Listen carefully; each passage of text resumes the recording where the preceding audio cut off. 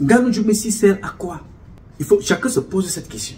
Donc, je voulais seulement attirer votre attention là-dessus pour vous dire, les gars, chaque fois que vous vous levez, glorifiez Dieu et célébrez la vie. Parce que chaque minute, chacun d'entre nous peut être appelé. Mais qu'est-ce que nous retiendrons? Ce qui resteront, ce que vous avez fait dans la société, ce que vous avez transmis dans la société, ce que vous avez laissé dans la société pour les prochaines générations. Ça se construit dès la naissance, par l'apprentissage, par la capacité de retransmettre, par la capacité de reproduire, par la capacité de donner, d'écouter, par la capacité de partager, d'aimer. Si on n'aime pas, de respecter, de vivre dans la discipline, la loyauté, le respect, le partage. Malheureusement, ce n'est pas le cas. Les gens veulent s'empiffrer, prendre tout pour eux et partent par la suite. Donc, je voulais donc faire cette petite introduction là, en vous partageant notre quotidien, que vous savez.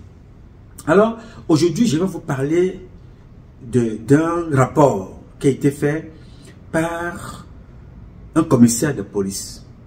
Un commissaire de police qui accuse Mvondoyolo de prostitution de luxe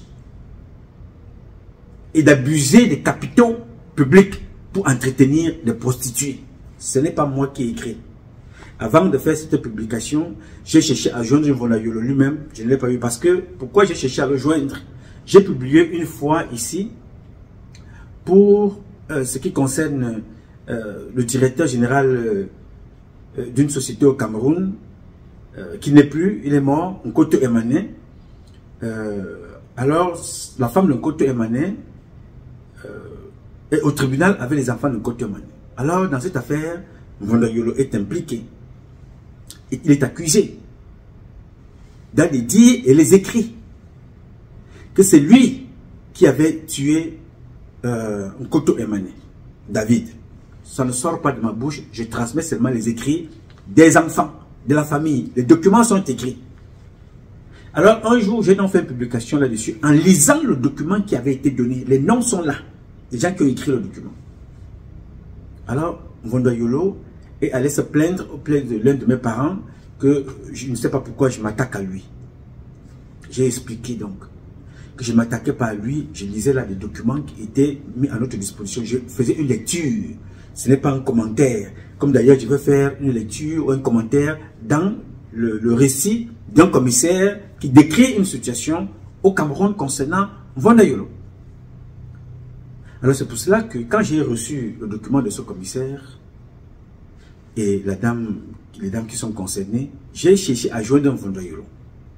Vous savez très bien qu'il est plus facile pour moi de causer avec Ntizama, Dieu, tous les matins, que de rencontrer et de parler avec un membre du gouvernement. Ils sont plus Dieu que Dieu. Il est très difficile de parler au président de la République parce qu'il faut passer par ces sujets-là. Et voir ces sujets-là, il faut répondre à certains critères, à des demandes et à des conditions où il faut coucher homme ou femme, sodomifiant, ou être vendeur d'organes, vendeur de sang humain, ou alors tu dois être vendeur de sang humain quelque part. Il faut absolument faire quelque chose. Vous comprenez? Donc c'est pour ça que j'ai fait un effort. C'est les lunettes, ça. Il faut porter les lunettes. C'est pour cela que j'ai fait un effort, avant de partager avec vous ici, d'appeler plusieurs fois. Il regardera dans son téléphone, il verra les appels en absence de Nouma Patrice Freeman. Je laisse toujours mon nom et mon adresse parce que je veux connaître, quelle est ta version de fait sur ce que nous allons partager ici. J'ai donc fait cette démarche-là malheureusement.